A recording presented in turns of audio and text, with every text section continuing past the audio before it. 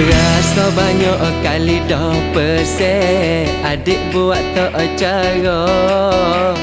Jangan adik dengar kata orang, kalau dik tak tahu cerita. Kadang-kadang dek serabut mikir, nyo mari sakit kepala. Lama-lama dek modok takut, tak leok dah pun kita.